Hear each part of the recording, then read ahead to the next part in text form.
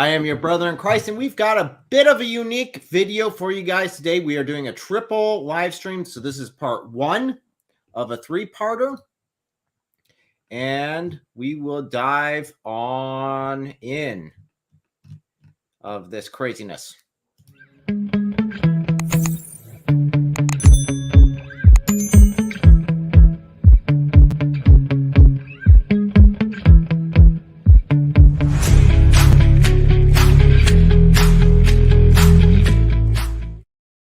I want to let you guys know that I have an opportunity for any of our brothers and sisters that are born-again Christians. We have our Strong Tower Conference coming up in California. This is on September 9th is when it starts, and it goes till the 11th. We will, of course, be there, Elle and myself, and at this conference, you will have the opportunity to hear from Hatun, from Edward Dalcour, which you've seen on my channel before. Dr. Eddie, yeah. You'll see Samuel Green will be talking, and of course, Anthony will be there as well, and others. Yeah, Dr. Tony Costa. And we'll also have a pre-recorded video from a beloved brother who has passed. So we'll have lots of cool stuff. There will also be a whole week of ministry after. Okay, so in order to get this, there are two ways you guys can attend the conference. You can either attend it online if you can't be there in person, or you can go there in person. Either way, I have a bit of an opportunity for you guys. The director of this event has given me a promo code. I've pinned it in the live chat. That is to get 60% off your tickets, either for the live event or even for the online event. So if you guys want to follow that link there, use the promo code Your Brother in Christ. No spaces in that. You should be good to go. If you have any issues, let me know in the comments, and I will try to work that out with the director. So, without further ado, I am joined by two lovely ladies. First of all, you guys are very familiar with my lovely wife. She joins me quite often. And I'm also joined by Christian Hijab, who is another Christian apologist here on YouTube and really heavily on TikTok. So if you guys are on that, you know I'm not. But if you guys are, you guys can check her out on that. So without further ado, she has got our subject for the first, for this first live stream, and then I will be doing the second live stream on Elle's channel. The streams are linked, so you guys should be able to quickly go over there. Unfortunately, Christian Hijab doesn't have that yet. We will hopefully be getting her that pretty soon. So I would love for you guys to be able to quickly go over there, but the links are always in the description below. They're the first things in the description. So without further ado, I will go ahead and turn this over to Christian Hijab. Thank you guys so much for this opportunity, and thank you for your patience. As he was referencing, I was a stay-at-home mom when the internet was invented, so it's slightly hilarious, God's sense of humor, to call me to social media. So I am learning every day, and Brother in Christ has been so helpful, and his beautiful bride. Just so grateful for their patience and support. And this opportunity to share a little bit about myself and what I feel God has called me to do. And just kind of start off with what my channel on YouTube's about and on TikTok. And hey, if you're not on TikTok, please don't get on there for me. I am only on there because I feel like that's what God's called me to. And engage Muslims. And that is because I do passionately love Muslims, even though I pretty much equally passionately dislike the teachings of Muhammad. But Muslims, the people who were created in the image of God, I passionately love. And it is a privilege to try to share the gospel with them and help them to recognize the teachings of Muhammad. And so a little bit about myself and how I got into this and why I do this. The first reason is I am absolutely convinced Jesus is worthy of our obedience, no matter what he asks us to do, even if it's to wear a hijab and go on social media. When you have a very low technology skill set, but what God calls you to, he does provide. And sometimes that is through beautiful brothers and sisters like we have here today. And so, but my journey of being interested in Islam started years ago. A little background about myself. Growing up and throughout my life before coming to the Lord, and before God delivered me, I had struggled with such horrible anxiety, just so much fear over everything. And so when ISIS came on scene in, I became more involved watching it in like 2014, 2015, when I first saw what was happening to the Yazidi people. And for those of you who don't know, the Yazidis were the prime targets of, there were so many victims of ISIS, but the Yazidis took the brunt of it. And their women were being sold as sex slaves. The husbands were being killed, and everyone past a certain age, and everyone within a certain age range were being sold as sex slaves. So when a friend of mine was headed over there for some humanitarian work, he's like, Christian hijab, you should go and come. And I was like, Christian hijab should not go. I get frequent migraines. That's why the sunglasses. I have, low blood sugar. I'm called to the US.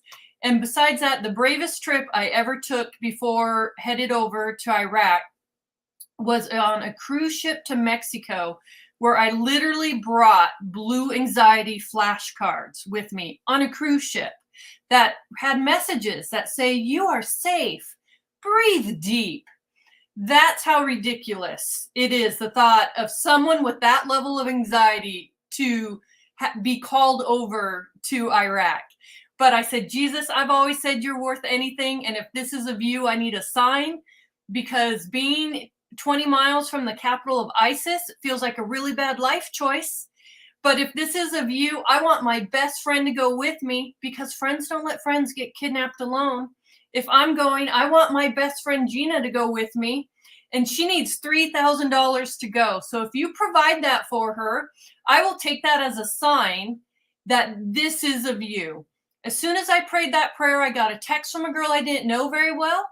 It said, hey, Christian hijab, I felt like God wanted me to tell you I have money. So if you have a need, don't hesitate to ask. And I actually said, shut up. And I called her and I was like, friend, hey, I know you didn't mean $3,000. I just called to say that was weird, the timing of your text. And she said, actually, I was just praying to Jesus and asking, who do you want me to give my $3,000 tithe to? So I would like to write your friend a check for $3,000. And that's how this lady that you're looking at today, who just always struggled with so much fear in her life, had peace in the Middle East, while literal bombs are just going off. Like, you are feeling it, you are hearing it. And so I just have this message of how Jesus can give you peace in the craziest of circumstances. And there's a little more to my story for another day. But that is part of how I got interested in Islam. Another part of our story is my husband and I have worked in the refugee community locally. And we have been the first people to pick people up at the airport when they land in the US from all different countries around the world. And we have many beautiful Muslim friends. And so working with the survivors of ISIS and seeing what happened to my beautiful Yazidi friends, just the horrors, and yet being friends with just so many beautiful Muslim people. And I know they didn't approve of what ISIS, they were horrified. at what ISIS was doing. I wanted it to know for myself what was the truth, because I know my friends were equally horrified. And so, but they were saying this was done in the name of Allah. And so I'm a big believer of going to sources. I always tell people, if I tell you something about Jesus, please don't take my word for it. Go to the source yourself. Don't judge Jesus by solely my actions. Of course, my heart's desires to be a good representation of Jesus. But the reality is, judge Christianity by the sources. And I really highly encourage people to do the same. Take an honest look at the teachings of Muhammad. And so that's what I'd like to take just a few minutes today. Any Muslim you speak with, I've yet to find one who answers no to this question. And that is Muhammad the best example of all mankind? And they have always been told and taught the answer is yes. But I've also found in my life experience, especially the women, that none of them have read their sources for themselves. They haven't read the Quran. They haven't read the Hadiths or the tafsirs. And so I wanted to know, why was it, my beautiful Yazidi friends, for example, why was age 9 the cutoff to be sold as a sex slave? And it just broke my heart seeing, I just have so many personal examples of people. Like I said, it's not a news story for me, something I've just read online. These are people I have sat and cried with, as even today, they're still missing family members.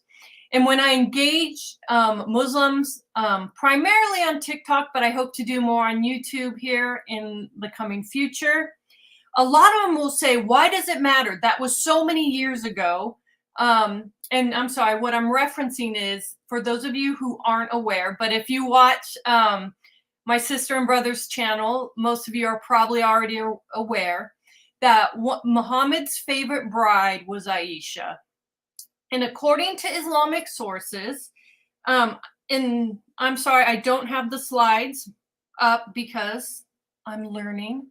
I'm learning, but it's very easy to find. I will be posting videos with these slides on my channel. So please like and subscribe, Christian Hijab, and I will have the sources on there. But for today, I'm just going to reference them. And so in the Hadith, in Sahih Bukhari, Sahih Muslim, Abu Dawud, there's just source after source where it talks about Aisha being Muhammad's favorite bride. And I won't read every one of them, but for example, we'll just pick Sahih Bukhari 3896, narrated it says, Khadijah died 3 years before the Prophet departed Al-Medina. He stayed there for 2 years or so, and then he wrote the marriage contract with Aisha when she was a girl of 6 years old and consummated the marriage when she was 9 years old. You will see the same thing in Sahih Bukhari 5158, Sunan Abu Dawud 2116. Aisha said, the Apostle Allah married me when I was 7 years old, had intercourse with me when I was 9 years old. These teachings have effect on little girls around the world today. That's why it matters to have these discussions. It's not to be hateful or unloving. It's because little girls matter. We go on also. Let's take a quick listen to Sahih Bukhari 6130. It says, narrated Aisha, I used to play with dolls in the presence of the Prophet, and my girlfriends also used to play with me. When Allah's messenger used to enter my dwelling place, they used to hide themselves. But the Prophet would call to them to join and play with me.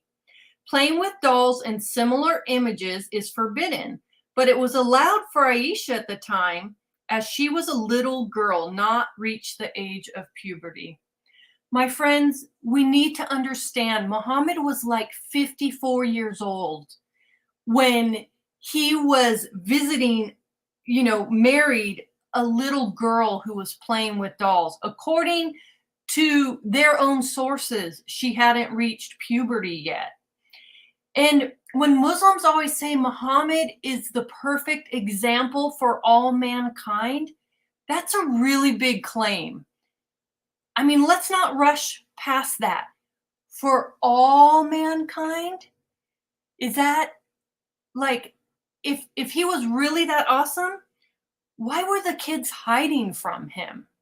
You don't see that in the Bible with Jesus. You see a story where the disciples are having to hold the kids back from Jesus because Jesus had pure intentions with children. If we also want to look at another hadith, Sahih Bukhari 3894, when you go to that one, I'll just read that real quick. Narrated by Aisha, my marriage contract with the Prophet was written when I was a girl of 6. We came to Medina, some more details, dismounted, but this is the part. And then I got ill and my hair fell out. Later on, my hair grew again, and my mother, Ruman, came to me while I was playing in a swing with some of my girlfriends. She called to me. I went to her, not knowing what she wanted to do to me. She caught me by the hand. I was breathless. And then when my breathing became normal, she took some water, rubbed my face and head with it. Then she took me into the house. There in the house, I saw an Ansari woman who said, best wishes, Allah's blessings, and good luck. Then she entrusted me to them, and they prepared me for the marriage. Unexpectedly, Allah's messenger came to me in the forenoon. My mother handed me over to him, and at the time, I was a girl of 9 years old. Can we just think about that for a moment? You'll hear when Muslims have discussions online with us, they always try to tell us she was so mature for her age. Does that sound like she was so mature for her age? Her mother having to pull her off a swing set and wash her face for her? That's something you do for a little girl, not for a woman who is getting ready to be married. And so moving on, and so as we discuss this with Muslims, you'll notice that they're really starting to distance themselves from hadiths because mainly the critics of Islam are really starting to read their sources and bring it to their attention. So they're really starting to want to distance themselves from this, even though they've considered it their most trusted sources for over 1,400 years. So then they want to say, I only focus on the Quran. Well, as you know, that doesn't help their case very much. Because when you go to the Quran, in Surah 65:4, what you're going to read is it talks about the Ida period. And what that means is it talks about the waiting period for when you divorce someone to make sure they're not pregnant. And so and it may be pronounced Ida, Ida. You'll never see me claiming that my pronunciation is awesome. It's not. You're just going to have to come to the acceptance phase of that. And so here in Surah 65:4, it reads, and those who no longer expect menstruation among your women, if you doubt, then the period is 3 months. So this is talking about how long you have to wait to divorce them because they want to make sure the woman's not pregnant. And so they are talking about women. So who no longer expects menstruation? They're talking about women in menopause. So if there's a woman in menopause who no longer has her period, you have to wait 3 months. And then the next sentence is, then there is a period of 3 months also for those who have not menstruated. Who hasn't menstruated yet? Young little girls. And so the Hadith is actually doing a favor to little girls, making them wait until age 9. Because if you go by the Quran only, there's nothing preventing people from having sex with a 5-year-old or a 4-year-old. And so, and then for brother, our Muslim friends who say, I'm not interpreting that right, I'm not understanding it right. Well, to help us understand it, we can go to the tafsir, Ibn Abbas. And in Ibn Abbas, it explains, once again, talking about, and for such your women as despair of menstruation because of old age, about their waiting period shall be 3 months. Upon which another man asked, O Messenger of Allah, what about the waiting period of those who do not have menstruation because they are too young, along with those who have it not because of young age? Their waiting period is 3 months. It says the same thing about in Ibn Kathir. It says the same thing in Al-Jalalain. It states those who have not yet menstruated because of their young age. It's also 3 months. And so we also learn in Surah 33:49, and then I'll stop giving sources. I don't want to fire hose you guys with all the sources at once. But for any Muslim friends that see this, I just want to know that we're speaking truth here today, and leave no doubt in your mind that this really is the heart of Muhammad. And so Surah 33:49, O you who have believed, when you marry believing women and then divorce them before you have touched them, then there is not for you any waiting period. And so the surahs I just read, that is because they've had sex with those women. You don't have a waiting period if there is no sexual intercourse that has taken place. And so we are already at 23 minutes, but before I pause for some interaction, I just want to compare to Jesus and how it says, in Mark, I can't believe I am drawing a blank. I normally have it memorized, but you'll find it in the book of Mark. And it tells the story of Jesus where the girl had died and people were crying, and Jesus goes to him, and it says he kicks them all out of the room. He took the child's father and mother and disciples who were with them and went in where the child was. He took her by the hand and said to her, Talitha Koum. I know I didn't pronounce that right, but it says and then it says, which means, little girl, I say to you, get up. Immediately the girl stood up and began to walk around. She was 12 years old. And then we go down to verse 41. Then he took the child by the hand and said to her, Talitha Kumi, which is translated, little girl, I say to you, arise. Immediately the girl arose and walked, for she was 12 years old. So we see the example of Jesus. He calls a 12-year-old girl a little girl. And we see the example of Muhammad seeing a little girl and seeing someone he wants to have sexual intercourse with. And it does matter to have these conversations because people today believe Muhammad was the best example of all mankind. We are at 25 minutes, and the schedule today, we're going to try to shoot for 30 minutes. This is just the beginning of our relationship. And so we don't have to try to fit everything in one live stream.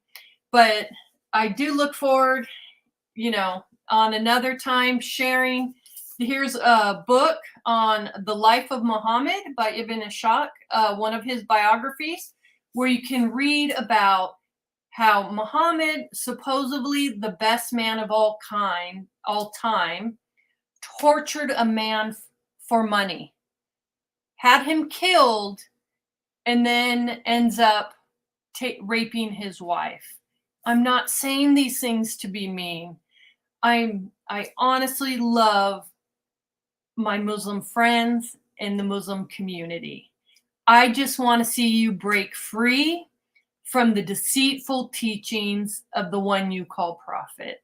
So thank you. I think we'll stop there so I don't totally with too many sources. Okay, well, thank you so much, guys, in the comments down there. Thank you guys for showing your support.